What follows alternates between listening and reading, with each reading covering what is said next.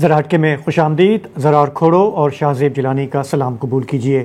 شام میں پچھلے ہفتے جو کچھ ہوا اس کے بعد ترکی خطے میں بڑا متحرک ہے, اس کا پلڑا اس وقت بھاری ہے, اس کا انفلوئنس بڑا ہے. اس پر ہم پروگرام میں بات کریں گے. ساتھ ہی CNN کی جو رپورٹنگ وہاں پہ ہوئی ہے اس پر شدید تنقید ہو رہی ہے. ان کی جو سٹار رپورٹر ہیں کلیرسا وارڈ, انہوں نے جس طرح ہم آپس میں کہتے ہیں بھنڈ مارا ہے بہت بڑا. اس پہ بات ہوگی کہ یہ سب کیا ہوا وہاں پہ. کلیئر نہیں ہے کہ اس نے بھنڈ مارا ہے یا سراسر بےمانی کی ہے. اس پہ یہ بھی ٹاپک ہے, اس پہ بھی بات کریں گے کہ جان بوجھ کے کیا یا غلطی ہوئی. غزہ بھی جائیں گے جہاں پہ آپ کو یاد ہوگا کہ ایک چھوٹی سی بچی کو دفنانے والے اس کے نانا خالد نبان جو غزہ میں ہمت اور حوصلے کی مثال تھے, اسرائیل نے آخر ان کو بھی شہید کر دیا. ان کی سٹوری پروگرام میں آپ کو بتائیں گے. لیکن پروگرام کا ہم آغاز کریں گے. ہمارے ہاں آپ کو پتہ ہے کہ ہم بارہا ذکر کر چکے ہیں کہ انٹرنیٹ سست ہے لیکن ڈیجیٹل قانون سازی جو ہے وہ بہت چست ہے. کل ہم نے دیکھا کہ پارلیمان میں ایک ایک بل سامنے آیا جس کے تحت حکومت پاکستان کو, پاکستانی قوم کو ایک ڈیجیٹل نیشن بنانا چاہتی ہے. آئیڈیا بہت اچھا ہے لیکن جس طرح ہم دیکھتے آئے ہیں جب سے یہ گورنمنٹ آئی ہے, جو بھی قانون سازی ہوتی ہے وہ یکایک سامنے آتی ہے اور کوشش ہوتی ہے کہ اسے تیزی سے آنن فانن جو ہے پاس کر دیا جائے. لوگوں میں, میڈیا میں اس پر بحث بھی نہیں ہو پاتی, لوگوں کو پتہ بھی نہیں ہوتا, خود پارلیمنٹیرینز کو پتہ نہیں ہوتا کہ ہم کس چیز کو دیکھ رہے ہیں اور ہم کیا پاس کر رہے ہیں. تو ہم نے سوچا کہ آج ہم یہ جو نیا مجوزہ قانون ہے اس پر بات کر لیں اور اس کو سمجھیں. اس پر بات کرنے سے پہلے میں آپ کو بتانا چاہ رہا ہوں کہ UN کا ذرا ایک ہوتا ہے ای گورننس ڈیولپمنٹ انڈیکس, جو ہمارے جو 193 نیشنز ہیں دنیا کے, اس کو رینک کرتا ہے کہ ہر ملک میں ڈیجیٹائزیشن کتنی ہوئی ہے, ان کا IT انفراسٹرکچر کیسا ہے, وہاں پہ کوالٹی کیسی ہے, اسکوپ کیسا ہے آن لائن سروسز کا, ہیومن کیپیسٹی کیسی ہے.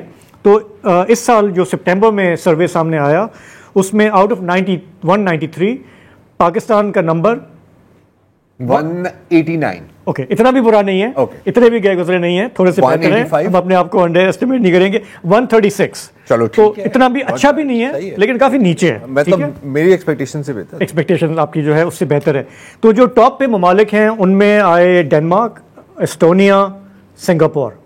اور جن ممالک نے بہت سگنیفیکنٹ امپروومنٹ دکھائی ہے حالیہ برسوں میں اس میں South Korea, Iceland, Saudi Arabia, Britain, Australia, Finland. کوئی سرپرائز نہیں, ٹھیک ہے نا.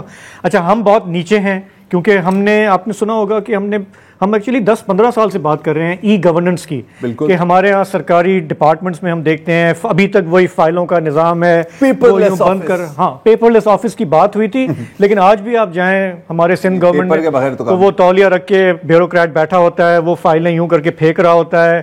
فائل ادھر سے ادھر کرنے میں جو ہے کئی دن لگتے ہیں اور ٹھیک ٹھاک پیسے بھی لگتے ہیں, کبھی پہیے لگانے پڑتے ہیں. اور اس کا حل کسی زمانے میں لوگوں نے کہا تھا کہ جی آپ ڈیجیٹائز کر دیں, اس کو آپ آسان کر دیں, سوسائٹی بھی بینیفٹ کرے گی, گورنمنٹ ایفیشینٹ ہو جائے گی. لیکن وہ زیادہ تر باتیں رہیں, استادی نہ ہوئی نا, تھوڑا بہت کام ہوا ہے. کسی نے کہا کہ جیسے سندھ گورنمنٹ میں جو رجسٹریشن ہے ابھی گاڑیوں کی نا, وہ ہو گئی ہے اس سے کیا بایو میٹرک سے, تو بہت سارا اس میں بہتری آئی ہے. تو چھوٹی چھوٹی مثالیں ہیں لیکن اوور آل ہم نے کوئی سٹیپ نہیں لیا اس طرف. تو اب یہ جو قانون ہے, جو خواب ہے وہ یہ ہے کہ اگر ہم ایک ڈیجیٹل پاکستان بن جائیں تو بہت آسانی ہوگی. اس میں قانون میں انہوں نے کہا ہے کہ جی 2 نئی اتھارٹیز بنیں گی جیسا کہ ہمیشہ ہوتا ہے. ایک ہوگی نیشنل ڈیجیٹل کمیشن ہوگا اور دوسری ہوگی پاکستان ڈیجیٹل اتھارٹی. اور اس سے کیا فائدہ ہوگا کہ آپ کے ہمارا جو سارا ڈیٹا ہے, چاہے ہیلتھ ہو, FBR ہو, ٹیکسز ہو, سب کچھ ہو, وہ ایک ڈیجیٹل آئیڈینٹی ہوگی اور اس کے تحت جو ہے آپ اس کو ٹریس کر سکتے ہیں. تو پیپر پہ تو آئیڈیاز بڑے اچھے لگتے ہیں ہمارے ہاں, لیکن تھوڑا سا اس کو سمجھ لیتے ہیں کیونکہ اس میں بہت سارے تحفظات ہیں لوگوں کے کہ ہمارے ہاں سرویلنس ویسے ہی اتنی ہو رہی ہے, یہاں پر ہمارے ہاں ڈیٹا سیکیورٹی کا بہت بڑا سوال ہے. کیونکہ ہم نے ماضی میں ہی دیکھا ہے, حال میں بھی دیکھا ہے شاید, کہ کبھی نادرا کا ڈیٹا بیس بھی ہیک ہوا ہے. اور میں آپ کو باقاعدہ کچھ ویب سائٹس بھی دکھانا نہیں چاہ رہا, لیکن اس میں آپ کسی کا شناختی کارڈ نمبر ڈالیں تو اس کی ساری ڈیٹیل ویسے ہی آ جاتی ہے. بالکل. تو اب یہ کہاں سے ان کے پاس ہے and how dangerous that is کہ کسی کا پتہ نکال لو اس طرح. تو یہ سارے کنسرنز ہیں, لیکن میں یہ چاہ رہا تھا کہ ہم تھوڑا سا پہلے سمجھ لیں کہ یہ جو لا ہے یہ کیوں آ رہا ہے, اس سے واقعی ہمیں ڈرنا چاہیے یا اس میں کوئی اچھی باتیں بھی ہیں. یہ سمجھانے کے لیے ہمیں جوائن کر رہے ہیں ڈاکٹر سہیل منیر, ڈیجیٹائزیشن کے ایکسپرٹ ہیں اور ہائیلی کوالیفائڈ ہیں. یو اے ای میں آپ کا بڑا ایکسپیرینس ہے, انٹرنیشنل آپ نے نظر رکھتے ہیں کہ باقی ممالک میں کیا ہو رہا ہے, ہم ان سے کیا سیکھ سکتے ہیں. تو ڈاکٹر صاحب پروگرام میں آپ کا خوش آمدید. آپ نے چونکہ تھوڑا سا کلوزلی اس کو دیکھا ہے اور آپ کا یہ ایریا آف ایکسپرٹیز ہے, تو ہمارے سینسزم کو فی الحال ہم تھوڑا سائڈ پہ رکھتے ہیں. تھوڑا سا ہمیں بتائیں کہ یہ ویژن ہے کیا اور کیوں پاکستان کو یہ کرنا ضروری ہے. Thank you, sir. السلام علیکم everyone. Sir, سب سے پہلے little bit background about myself. میں 7-8 سال دبئی گورنمنٹ میں تھا, اور دبئی گورنمنٹ کا ایک پیپر لیس انیشیٹو تھا جو ہم نے الحمدللہ 2021 میں لانچ کیا تھا کہ دبئی گورنمنٹ کو کمپلیٹلی پیپر لیس کیا. تمام سروسز دبئی گورنمنٹ کی ڈیجیٹل تھیں, اور اس کا ایک امپیکٹ ہے جو ہم مذاکراً بھی کہتے ہیں کہ amount of paper that has been eliminated from the government ecosystem, اگر ہم اس کو ایک دوسرے کے اوپر اسٹیک کریں تو 6 برج خلیفہ بنتے ہیں. تو دوسرا میرا اسٹینٹ تھا سعودی گورنمنٹ کے ساتھ, اور جیسے ابھی آپ نے کہا U N E government index, تو Saudi has done marvels tremendous progress. Saudi 2 سال پہلے یو این ای اپنا ای گورنمنٹ انڈیکس ہر 2 سال بعد پبلش کرتا ہے. 2022 میں سعودیہ 36ویں نمبر پہ تھا, اس سال 6 نمبر پہ آیا ہے. دبئی یو اے ای 12ویں نمبر پہ ہے, اور زرار صاحب اتنا بھی برا نہیں ہے پاکستان 150ویں نمبر پہ 2022 میں تھا, اس سال 136ویں نمبر پہ, تو تھوڑی سی پروگرس ضرور ہوئی ہے. تھوڑا سا کریڈٹ دے دیں تو اچھا سر, اب بات کیا ہے, دیکھیں آپ چاہیں نہ چاہیں آپ ایک ڈیجیٹل ورلڈ میں آ چکے ہیں, ٹھیک ہے. زرار صاحب اور میں آپ لوگ اس عمر کے ہیں کہ ہم 2 گھنٹے بل جمع کرانے کے لیے لائن میں کھڑے ہوتے تھے, رائٹ. آج آپ وہ نہیں کرتے, آج آپ اپنے موبائل کے ذریعے بل پے کر دیتے. تو digital transformation is happening around you, مگر وہ اس کو کوئی گورن نہیں کر پا رہا. آپ نے ابھی نادرا کی ڈیٹا بیس کی بات کی. بات یہ ہے کہ کیا پاکستان کے اندر ہماری جورسڈکشن میں ڈیٹا شیئرنگ اور ڈیٹا گورننس یا ڈیٹا کلاسیفیکیشن کا کوئی قانون ایگزسٹ کرتا تھا؟ نہیں کرتا تھا تو کسی نے کوئی قانون توڑا بھی نہیں. اگر وہ ایک ویب سائٹ کے اوپر ڈیٹا شیئر ہو رہا ہے تو کسی نے کوئی قانون نہیں توڑا, کیونکہ ڈیٹا گورننس ہو نہیں رہی تھی. Data governance is a very important subject. تو اب میں شروع اس بات سے کرتا ہوں کہ مقصد کیا ہے. ڈیجیٹل نیشن کا جو کانسیپٹ ہے اس کے 3 حصے ہیں: digital society, digital economy and digital governance. Society کیا ہے؟ میں اور آپ ایک ڈیجیٹل ورلڈ میں ایگزسٹ کر رہے ہیں, ہم ڈیجیٹل ٹرانزیکشنز کر رہے ہیں. میرا جو کسان ہے, آپ کو پتا ہے کہ دنیا میں دیکھا گیا کہ جب ہم نے ایگریکلچر سیکٹر کو ڈیجیٹائز کیا تو 20-40% ییلڈ کی امپروومنٹ ساری دنیا میں دیکھی گئی ہے. اگر میں ڈیجیٹل ٹرانسفارمیشن کرتا ہوں ایگری سیکٹر کا, تو ایک تو ہے کہ کیا میرے کسان کے پاس اویلیبلٹی ہے, بٹ دوسرا یہ کہ کیا وہ اسے اویل کر سکتے ہیں ڈیجیٹل سروس کو. تو اس چیز کو انشور کرنا یہ ڈیجیٹل سوسائٹی کے ایلیمنٹ کے اندر آئے گا. اسے ڈیجیٹل سیفٹی دینا, اس کو اویئرنیس ہونا. جیسے آپ نے دیکھا ہوگا آج کل اسٹیٹ بینک اور راست کے اوپر آپ کو روزانہ ایڈورٹائزمنٹ کیمپینز آتی ہیں کہ جی کسی کو OTP نہیں دینا. تو یہ جو پورا پورشن ہے یہ ہے digital society. The other part is digital economy. آپ کیسے اپنی اکانومی کو ڈیجیٹائز کریں گے, اس کو کیسے انیبل کریں گے. اور کچھ جو ڈیجیٹل نیٹو بزنس ہے, نیٹ فلکس ہے, ٹھیک ہے, ڈیجیٹل نیٹو ہے, رائٹ, وہ فزیکل اس بزنس کو کیسے آپ انیبل کرو گے. دوسرا ہم نے یہ دیکھا ہے کہ جناب پاکستان کا ایکسپیرینس ہے کہ جب آپ SME سیکٹر کو انیبل کرتے ہیں, ڈیجیٹائز کرتے ہیں, تو SME sector has 35-40% improvement in yield in its productivity. تو ہم نے کیسے ڈیجیٹل اکانومی کو انیبل کرنا ہے اور اس کے لیے کیا قوانین لانے. تیسرا حصہ ہے ڈیجیٹل گورننس, اور digital government is one part of digital governance. ہمارا رولز آف ڈوئنگ بزنس 1973 کا اس وقت ہے, وہ فیتے والی فائلز چل رہی ہیں, رائٹ. یہ ڈیجیٹل ٹرانسفارمیشن کرنا اس کے لیے ہے. اچھا, اب بات کیا ہے کہ ایک IT منسٹری کیا ایک آئی ٹی منسٹری جا کے پوری گورنمنٹ کو ڈیجیٹل ٹرانسفارم کر سکتی ہے؟ نہیں. آپ ڈان نیوز میں ہیں, آپ کا ایک آئی ٹی ڈپارٹمنٹ ہے, ٹھیک ہے. آئی ٹی ڈپارٹمنٹ کا کیا کام ہے کہ میک شور کرنا کہ آپ کی آئی ٹی سسٹمز, آپ کا نیٹورک فنکشن کر رہا ہو. بٹ ڈان.com اور ڈان کی جو پوری ایک ڈیجیٹل جرنی ہے وہ آپ کی آئی ٹی ڈپارٹمنٹ کا کام تو نہیں ہے, وہ تو آپ کی مین مینجمنٹ کا, مین آرگنائزیشن کا مین فنکشن ہے. تو digital transformation is not some thing جو آپ کا آئی ٹی ڈپارٹمنٹ کرتا ہے, یہ تو آپ کا آپ کی ایگزسٹنس اس کے اوپر ہو رہی ہے جیسے جیسے دنیا ڈیجیٹلائزیشن کی طرف جا رہی ہے. تو ایک ملک کے کیس میں بھی digital transformation can not happen by I T ministry, یہ across the government, across the board ہونا ہے. تو جو ای گورنمنٹ انڈیکس کی ہم نے بات کی, دنیا کے ٹاپ 15 ممالک جو ہیں ان میں سے ٹاپ 12 کے کیس میں ایک سپرا منسٹریل باڈی ہے جو ڈائریکٹلی جورسڈکشن کے چیف ایگزیکٹو کو رپورٹ کرتی ہے, جو ڈیجیٹل کو لیڈ کرے گی. سعودی عرب کے کیس میں ڈائریکٹلی ہز ہائنس محمد بن سلمان کو رپورٹ کرتی ہے ڈیجیٹل ٹرانسفارمیشن کی body. And it is so important for these countries کیونکہ انہوں نے فوکس کیا ہے اور اس کی وجہ سے سگنیفیکنٹ گروتھ دیکھی ہے. تو پاکستان کے کیس میں بھی دس واز ویری امپورٹنٹ کہ اس ڈیجیٹل ایجنڈا کو لیڈ کرے ایک سپرا منسٹریل باڈی جسے ڈائریکٹلی پرائم منسٹر چیئر کرے, اور پرائم منسٹر کو اسے پرائیورٹی دینی ہے. If prime minister is serious about the progress of the country, تو آپ کے پاس کوئی اور راستہ نہیں ہے. Digital is the only way forward. You cannot miss this. یہ بات صحیح ہے کہ جیسے آپ امارات کی مثال دے رہے ہیں, سعودی عرب کی, کہ جب یہ لوگ ڈیجیٹائزیشن کر لیا تو انہوں نے بلینز کی سیونگ بھی کی ہے. سر دبئی گورنمنٹ نے, کیونکہ میں خود رہا, for every dirham spent the saving to government was 6.8 dirhams, number one. Secondly, Oxford Economics کی رپورٹ ہے, for every dollar invested in digital, the impact of GDP, the direct impact to GDP is $20 across the world. So yes, Dubai government had done billions of dirhams of saving. Just یہ جو میں paper ہی کی بات کر رہا ہوں, I think 35 million paper which comes to about 40,000 trees. اور میرے خیال دبئی میں اگر میں اور زرار صاحب جا کے گنیں گے تو 40,000 درخت شاید دبئی میں نہیں ہے. اتنی ٹریز تو سیو ہوتی ہیں ہر سال by eliminating this much paper. Now, having said that, آپ ایک چیز یہ ہے کہ دوسرا, پاکستان میں 18ویں ترمیم کے بعد جتنے سیکٹرز ہیں, ایجوکیشن, ہیلتھ, ایگریکلچر, یہ بن گئے پروونشل سبجیکٹ. تو اگر میں ایک فیڈرل ایجنڈا کو لے کے چلوں گا تو میں کیسے پروونس کو ڈکٹیٹ کر سکتا ہوں؟ نہیں کر سکتا. Hence this commission was proposed کہ ایک سپرا منسٹریل باڈی بنے, نیشنل ڈیجیٹل کمیشن, جس کے اندر پرائم منسٹر اور سارے وزرائے اعلیٰ ہوں, تاکہ جب وہ نیشنل ڈیجیٹل ماسٹر پلان کو مینڈیٹ دیں تو پروونسز بھی اس کے ساتھ, یعنی کہ اس میں الائنڈ ہو, پروونسز بھی اس کو سپورٹ کریں. پھر ہم نے ایک کانسیپٹ یہاں پہ انٹروڈیوس ہوا ایک نیشنل ڈیجیٹل ماسٹر پلان کا. جس طرح آپ کا ایک ماسٹر پلان ملک کے لیے بنتا ہے, تو ڈیجیٹل کے لیے ایک master plan create who, which is a very noble concept.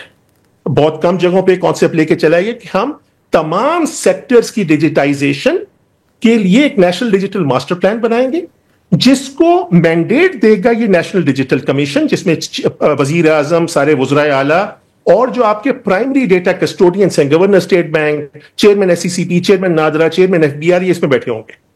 یہ ماسٹر پلان کو اپروو کریں گے. اب اس کو ایگزیکیوٹ کرنے کے لیے ایک ایگزیکیوشن باڈی بنائی جا رہی ہے جو کہ پاکستان ڈیجیٹل اتھارٹی ہے, جو اس ماسٹر پلان کو امپلیمنٹ بھی کرے گی. نمبر 1. نمبر 2 یہ ہے کہ آپ کو کوئی انیبلنگ ٹیکنالوجی کمپوننٹس چاہیے جسے کہا جاتا ہے ڈیجیٹل پبلک انفراسٹرکچر, یا انڈیا کے کیس میں انڈیا اسے انڈیا اسٹیک کہتا ہے, تو آپ پاکستان اسٹیک بھی کہہ سکتے ہیں. اگر گوگل کریں کہ انڈیا اسٹیک کا امپیکٹ انڈیا کی اکانومی پہ کتنا رہا ہے پچھلے سالوں میں, پچھلے سال نندن نیلکانی جو کہ انفوسس کے چیئرپرسن ہیں اور جو انڈیا اسٹیک کے پہلے چیئرپرسن تھے, ان کی ایک اسٹیٹمنٹ ہے ایکچولی ارلی دس ایئر کی کہ the impact of India stack on the private sector ecosystem in India has crossed $100 billion per annum. So that's Nandan Nilekani. There's a significant impact to this. Now, doctor صاحب sorry, جو جس طرح آپ اس کو بیان کر رہے ہیں اس سے چلیں, یہ تو بہت ہی کنونسنگ آرگیومنٹ ہے کہ ہمیں کوئی آپشن نہیں, ہمیں یہ کرنا تھا, ہم کرنے جا رہے ہیں. یہ بہت اچھی بات ہے, اس کا فائدہ بھی ہم دیکھ رہے ہیں کہ جن ملکوں نے کیا وہاں پہ سیونگز بھی ہو رہی ہیں. لیکن آپ کو پتہ ہے کہ ہمارے ملک کے جو پیکیولر ہمیشہ حالات ہوتے ہیں, اور خاص کر کے انٹرنیٹ اور ڈیجیٹائزیشن کے حوالے سے تھوڑا سا میں چاہوں گا کہ ہم اسے بھی ایڈریس کریں. ہمیں ایک بریک کی طرف جانا ہے, وہاں سے واپس آتے ہیں تو تھوڑا سا ہم اس پہ پھر بات کر لیتے ہیں.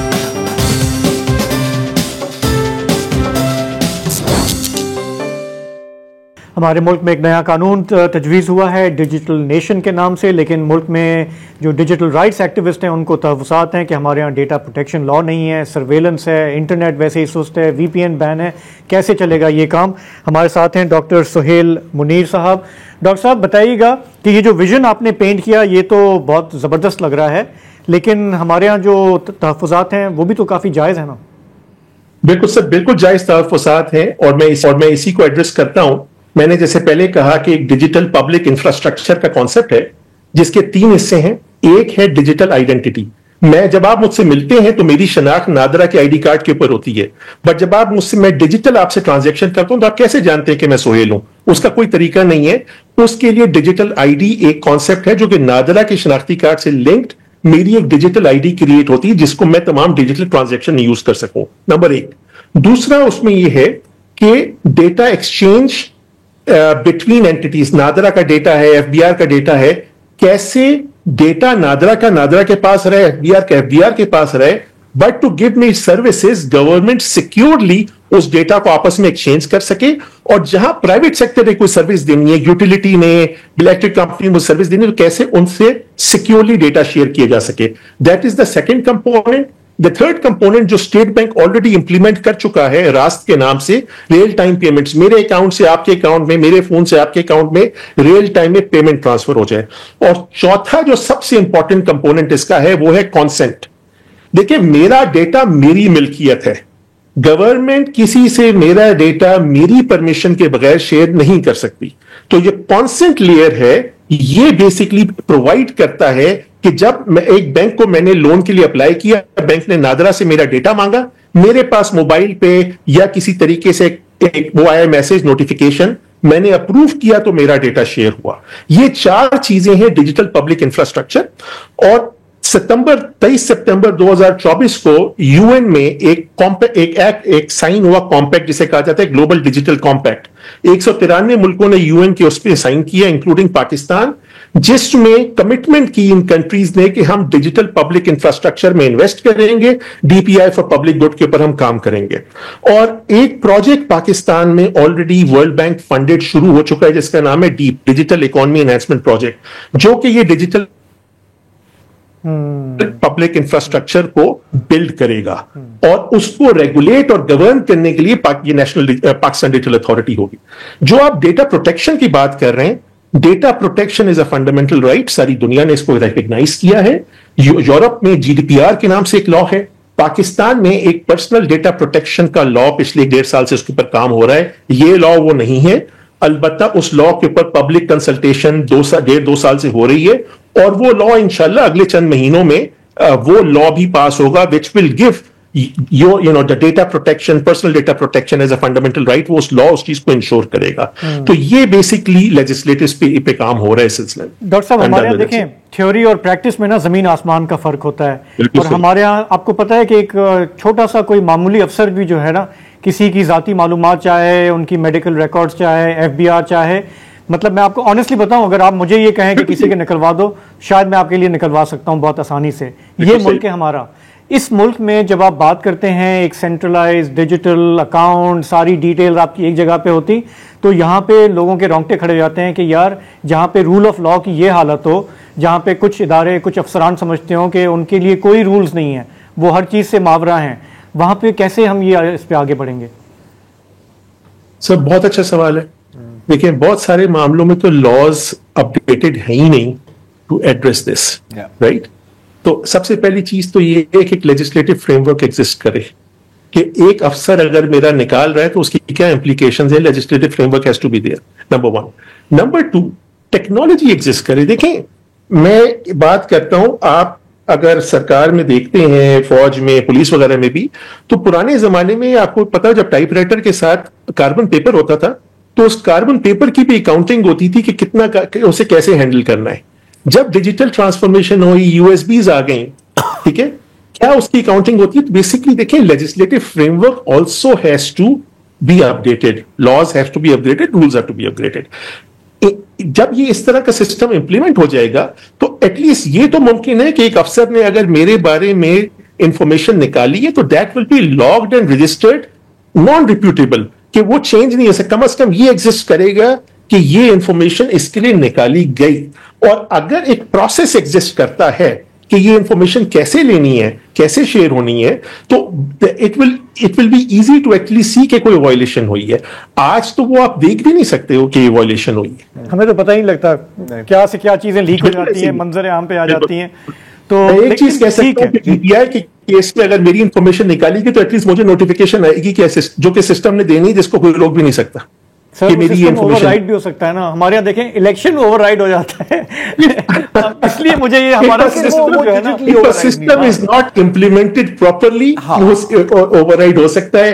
If a system is implemented properly وہ نہیں ہو سکتا. اور یہاں مقصد بھی یہ ہے کہ پراپر گورننس لے کے آئی جائے اس ڈیجیٹل پورے ڈیجیٹل انفراسٹرکچر کے لیے. پھر تو نہ ہی سمجھے نا پھر ڈاکٹر صاحب. مطلب آسان الفاظ میں اگر میں سم اپ کروں تو یوں ہے کہ کرنا ضروری ہے, لیکن کس طرح کیا جائے اس پر سوالیہ نشان. ایسا ہی ہے. ٹھیک ہے ڈاکٹر صاحب, آپ کا بہت بہت شکریہ, آپ نے ہمیں جوائن کیا. ایک سال سے جی ڈاکٹر صاحب, اس لاء کے اوپر پچھلے ایک سال سے ڈیلیبریشن ہو رہی تھی. ایسا نہیں ہے کہ اچانک آ گیا, پچھلے ایک سال سے اس کے اوپر کام ہو رہا تھا, سارے اسٹیک ہولڈر سے انگیجمنٹ ہوئی تھی. سر ساروں کے ساتھ نہیں ہوئی, سوری ٹو سے. ہماری جن ڈیجیٹل رائٹس ایکٹیوسٹ سے بات ہوئی ہے وہ کہہ رہے ہیں ہمیں تو کچھ پتہ نہیں ہے, کبھی بھی ان کو اعتماد میں نہیں لیا جاتا. دیکھیں آپ, آئی ایم شیور کہ شاید آپ کے ساتھ ہوئی ہو کنسلٹیشن, لیکن جس طرح ہونا چاہیے نا ایک آئیڈیل یوٹوپین ڈیموکریٹک کنٹری میں کہ آپ پبلکلی رکھیں, لوگوں کا انپٹ لیں, ہمارے انفارچونیٹلی وہ پریکٹس ہی نہیں ہے. تو I think we will have to disagree on that. لیکن آپ کا بہت بہت شکریہ کہ آپ نے جوائن کیا اور ہمیں بھی ایجوکیٹ کیا اس بارے میں. اصل میں یہ جو ویٹ ہے نا, یہ اس خوف کی وجہ سے کہ جب حکومت واقعی کوئی اچھا کام کرنے کے بارے میں کہتی ہے نا کہ یہ اچھا کام ہے, تو وہاں ہم ڈر لگتا ہے, تھوڑا ڈر لگتا ہے کہ یار یہ کتنی مرتبہ ڈسے ہوئے کیسے ممکن ہے. بمپر سے ڈر نہیں لگتا. ہاں اچھا, عمر ایوب نے کہا تھا یار سیدھا نارتھ کوریا والا جو سسٹم ہے وہ لاگو کر دو, بڑا اچھا سسٹم ہے. انہوں نے کہا ہے جس طرح اعلیٰ تعلیم ہر ایک کا حق نہیں ہے, اسی طرح فالتو کی معلومات بھی ہر ایک کا حق نہیں ہے. ٹھیک ہے, تو جو عوام ہیں ان کو انٹرانیٹ کی سہولت دے دی گئی ہے کہ وہ آپس میں بات کریں. ایک سرور ہے جو کہ حکومت کا ہے, اس کے تھرو جو ہے کالز بھی جا رہی ہیں, اس کے تھرو ڈیٹا بھی جا رہا ہے. لیکن جو انٹرنیٹ ہے وہ صرف 10,000 لوگوں کے لیے ہے 2.25 کروڑ کی آبادی میں. وہ 10,000 کون ہیں؟ حکمران پارٹی کے لوگ ہیں, ان کے دوست ہیں, ڈپلومیٹس ہیں, فورن کورسپونڈنٹ. اگر کوئی آ جاتا ہے اس کو عارضی طور پہ سہولت دے دی جاتی ہے. باہر اگر کوئی نارتھ کورین وفد جا رہا ہے تو اس کا جو ہے اسے ایک چپ لگانا پڑتا ہے تاکہ وہاں وہ شر پسندوں سے محفوظ رہے اور حکومت اس کی حفاظت کر سکے بیٹھے بیٹھے. سرور ہمارے یہاں بھی ہے, صرف وہ کیپٹن ہے. تو وہ 10,000 لوگ جو ہیں ان کے لیے کافی ہے, وہاں کام چل رہا ہے. یہ آپ نے جو آئیڈیا فلوٹ کر دیا نا شمالی کوریا والا, دیکھیں اب وہ اسمبلی میں بھی وہی گونج اس کی آ رہی ہے. نہیں اب اسی سے وہ آپ نے کیا نا, پہلے کیا کو آپ نے لکھا, نے کیا. ہاں تو چلیں ہم ہمارے جو ڈیجیٹل رونے ہیں اس پر ہم روتے رہیں گے آگے بھی. یہاں پہ ایک لیتے ہیں بریک اور چلیں گے پھر اس کے بعد شام.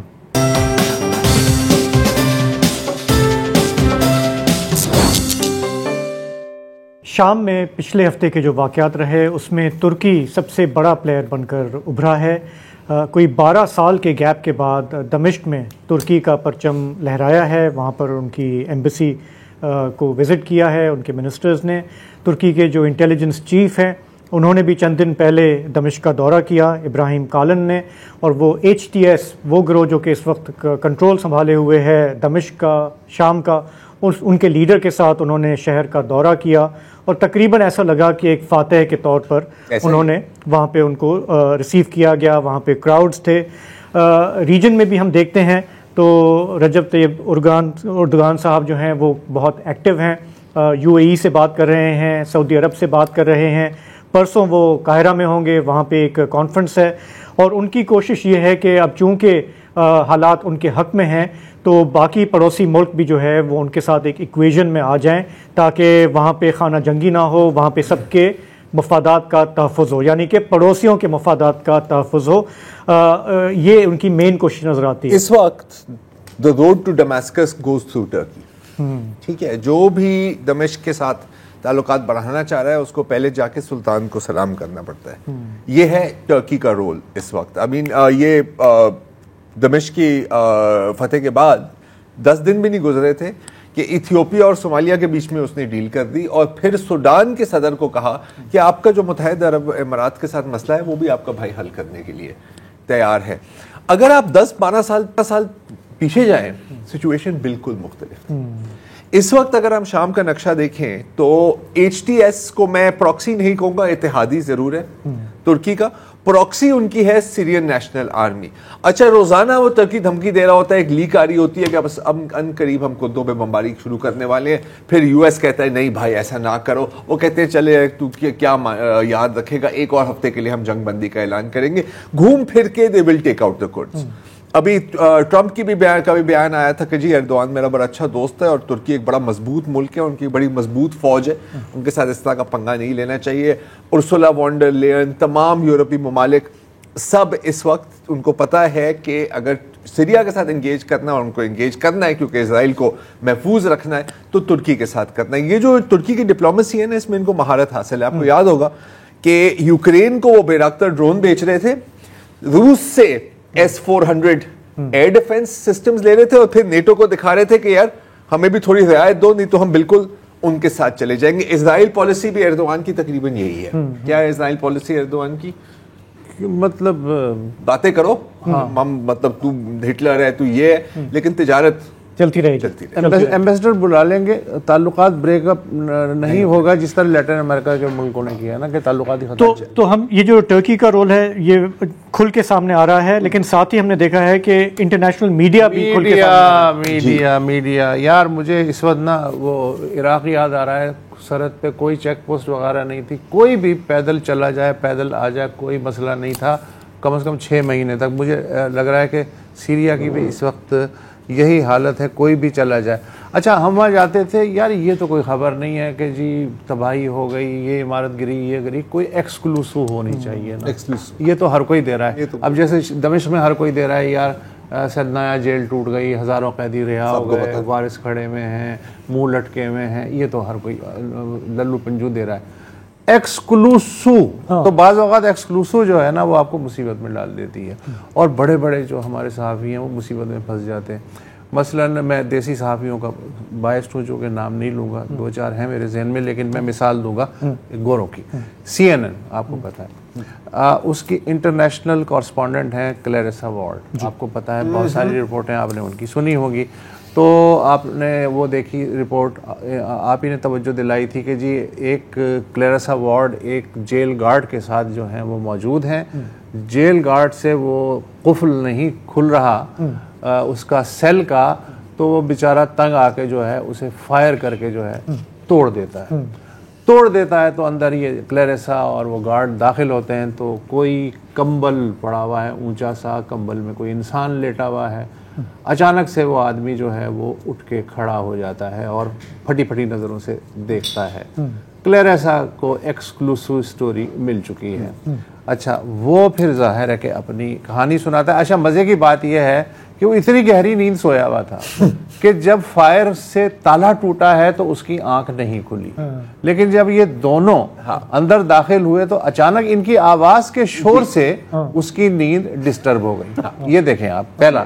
اچھا پھر کیا ہوا، ظاہر ہے اس کا انٹرویو لیا تو اس نے اپنی دکھ بھری داستان سنائی کہ وہ 3 مہینے سے جو ہے 3 مختلف جیلوں میں قید ہے، اور مطلب مجھے تو یہ بھی نہیں پتا کہ بشار الاسد کا تختہ الٹ چکا ہے، میں کیا جانوں. 4 دنوں سے نہ مجھے کسی نے کھانا دیا ہے، نہ مجھے کسی نے پانی پلایا ہے. اچھا تو یہ ہو گیا. اب کانپ رہا ہے.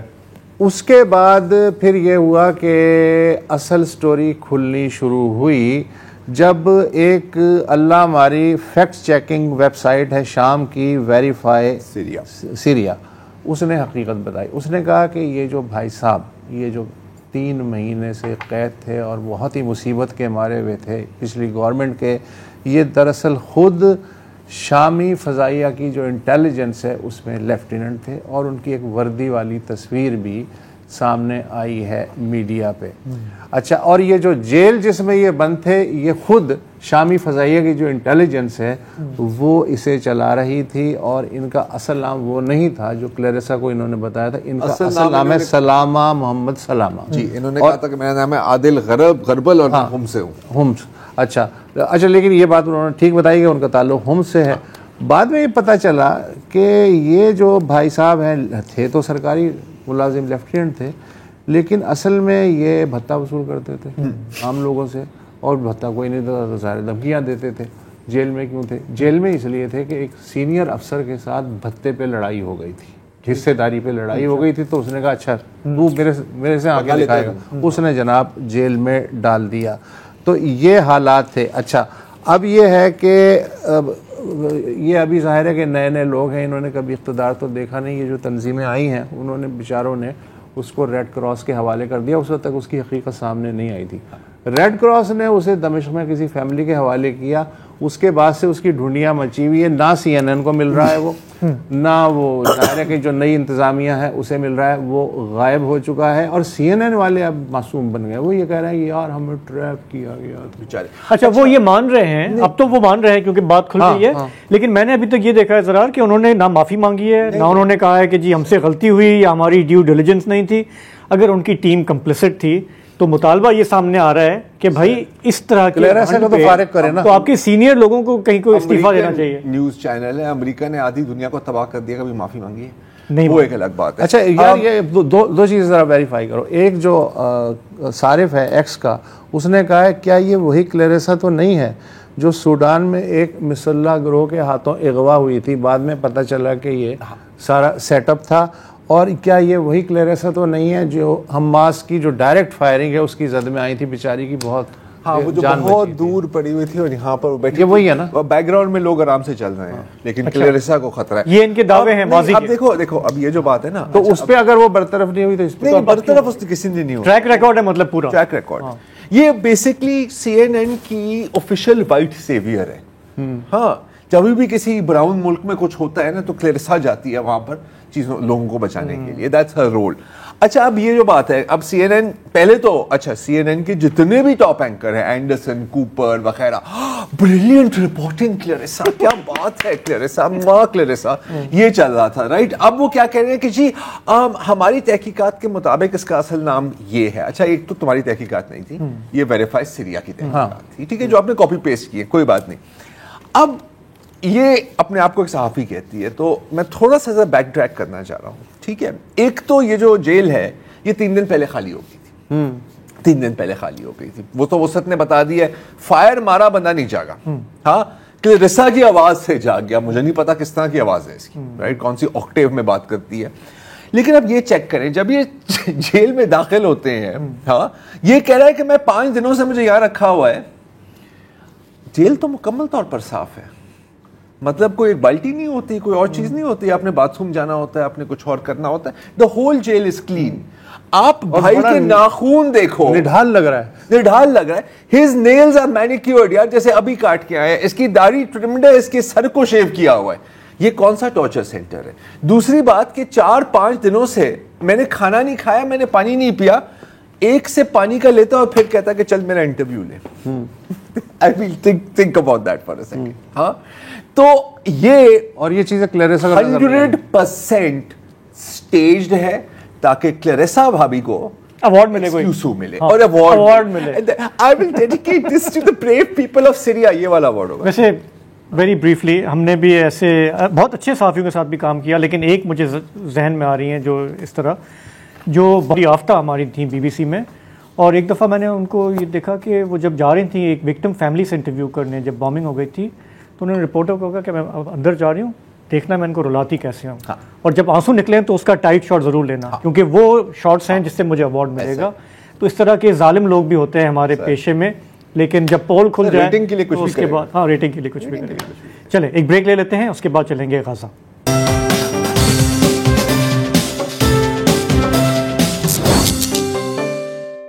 Welcome back. پیر کے روز غزہ کے نصیرت کیمپ میں بمباری کے دوران اسرائیل نے خالد نبھان کو شہید کر دیا. اگر آپ ان کو نام سے نہیں پہچان رہے تو یقیناً آپ ان کو اس امیج سے پہچان لیں گے. پرانی ویڈیو بھی آپ نے دیکھی ہوگی جو نومبر 2023 میں پچھلے سال ان کے گھر پر بمباری ہوئی اور ان کی پوتی ریم اور ان کے پوتے طارق کو شہید کیا گیا. اور ان دنوں میں ان کو بہت پیار تھا اپنے گرینڈ چلڈرن کے ساتھ, اور ان دنوں میں ان کی یہ ویڈیو وائرل ہوئی تھی جن میں وہ اپنی پوتی ریم کی لاش کو چوم رہے تھے, کہہ رہے تھے کہ جاگ جاؤ میری بیٹی. اور پھر جب ان سے پوچھا گیا ان کے بارے میں تو ایک ان کا ایک جملہ ہے جو ہمیشہ میرا خیال ہے کہ یاد کیا جائے گا کہ وہ روح تھی, سول آف مائی سول, میری روح کی روح تھی. یہ فوٹیج وائرل ہوئی, CNN نے ان کا ایک بہت لمبا تفصیلی انٹرویو کیا اور دنیا بھر میں ان کے آرٹ ورکس, ان کے ٹریبیوٹس گردش کرنے لگے. آج خالد نبہان صاحب کو سپرد خاک کیا گیا. ہزاروں لوگ غزہ میں ان کو الوداع کہنے آئے, اور جو ایک ویڈیو ہے جو دیکھ کے تھوڑا سا دل ٹوٹتا ہے وہ ان کی بیٹی کی ہے جو ریم اور طارق کی والدہ تھی, اور وہ کہہ رہے تھے کہ بابا تم جاگ جاؤ, تمہارے علاوہ سوا تو میرے پاس اب کوئی نہیں بچا. پچھلے پورے سال جب ریم اور طارق کی شہادت کے بعد خالد نبہان نے کیا کیا, انہوں نے عہد کیا کہ میں باقی جو غزہ میں لوگ ہیں ان کی ہمت افزائی کروں گا, ان کی مورال کو میں ریز کرنے کی کوشش کروں گا, اور جو جن کے خود لوڈ ونز اور لواحقین شہید ہوئے ہیں ان کو تسلی دینے یہ پہنچ جاتے تھے. جیسے یہ لڑکی ہے جس کی اسرائیلی بمباری میں ایک ٹانگ کٹ گئی, اور یہ انہیں کہہ رہے ہیں کہ دیکھو تم فکر نہ کرو, جنت میں تمہاری ٹانگ تمہارے سے پہلے جنت میں پہنچ گئی ہے. جب تم وہاں پہنچو گی تو تمہاری اس سے بھی بہتر ٹانگیں ہوگی, نہ تمہیں وہاں بھوک لگے گی, نہ تمہیں وہاں پیاس لگے گی, اور تم وہاں ہمیشہ محفوظ رہو گی. یہ ایک اور ویڈیو ہے جس میں ایک بزرگ خاتون جس کے پورے سارے گھر والوں کو قتل کر دیا گیا, وہ ان کو تسلی دے رہے ہیں اور اپنی مثال دے رہے ہیں کہ میری جو پوتی تھی, میرا جو پوتا تھا, ان کو بھی قتل کر دیا گیا, ان کو بھی شہید کیا گیا, اور دیکھو میں یہاں پر بیٹھا ہوا ہوں, تمہیں تسلی دینا, آپ اللہ میں یقین رکھو. نہ صرف یہ بلکہ اور بہت ایکٹیو تھے خالد نبہان صاحب. یہاں پر جب بھی بمباری ہوتی تھی تو وہاں وہ پہنچ جاتے تھے, ملبے سے لوگوں کو نکالنا. یہاں پر آپ دیکھ رہے ہیں کہ وہ باقی والنٹیئرز کے ساتھ پائپ لگا رہے ہیں, سڑکوں کو صاف کر رہے ہیں, اور بچوں کے ساتھ تو بہت پیار تھا انہیں. شاید ہر بچے میں ان کو اپنے پوتے اور پوتی نظر آتے تھے, تو ہمیشہ یہ روزانہ اپنی ویڈیوز اپلوڈ کرتے تھے. یہاں ان کے ساتھ پتنگ بازی کر رہے ہیں, کہیں کسی اور کے ساتھ کھیل رہے ہیں. اور ایک تو ان کی بیٹی بچی ہوئی تھی, اور الحمدللہ ان کی والدہ ابھی بھی حیات ہے. تو وہ جاتے تھے, ابھی آپ دیکھ رہے ہیں کہ رائٹ پر جو ویڈیو ہے نا اس میں وہ ایک کہیں نہ پتہ نہیں کہاں سے ایک پھول لے آئے اپنی والدہ کے لیے, تو وہ ان کو دے رہی ہے اور وہ کتنی خوش ہو رہی ہے. جو الٹے ہاتھ پر ویڈیو ہے وہ جو بھی بچہ کچا کھانا ملتا تھا تو روزانہ آ کے جو بھی ان کی مصروفیات تھی وہاں سے ہٹ کے ان کے لیے کھانا دیتے تھے. اچھا, اتنے پیار بھرا ہوا تھا اس انسان میں کہ باقی لوگوں کے نہیں بلکہ جو جتنی بھی غزہ کی بلیاں ہیں وہ اس کے پیچھے بھاگ رہی ہوتی تھی, کیونکہ ان کو پتا ہے کہ یہ ایک شخص ہے جو ہمیں نہ صرف ہمیں کھانا کھلائے گا بلکہ ہمارا خیال بھی رکھے گا. اور شاید اس کی ایک وجہ یہ ہے کہ ان کی جو پوتی تھی ریم, ان کی ایک چھوٹی سی بلی ہوتی تھی, اور وہ جو فوٹیج ہے نا جب وہ پورا گھر تباہ ہوا ہے, وہ بلی اس کے پیچھے آ رہا ہے, اس لیے کہ میں شاید اس کی میری بیٹی کی تھوڑی سی جان اس بلی میں, تو میں اس کو اپنے پاس رکھوں گا. تو ساری بلیوں کو اس نے اپنے پاس رکھا ہوا ہے.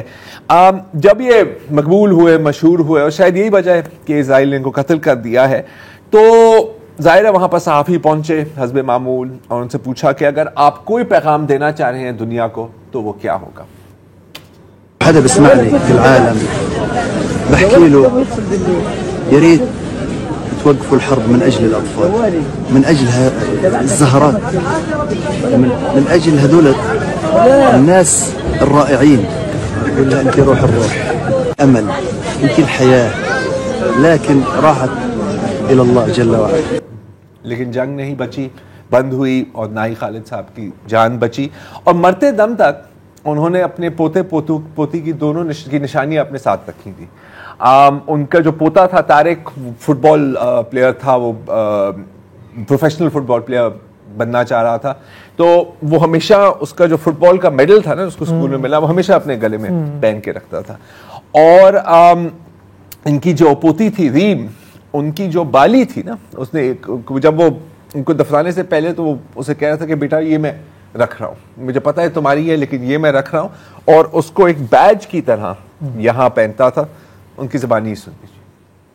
حلق يعني وانا بغسل وانا بنظف فيها من غبرة القصر بريم, روح الروح هي وطارق روح الروح الثاني برضه الله يرحمه يا رب, بنظف وجههم بالمحلول الملحي عشان تروح الغبرة.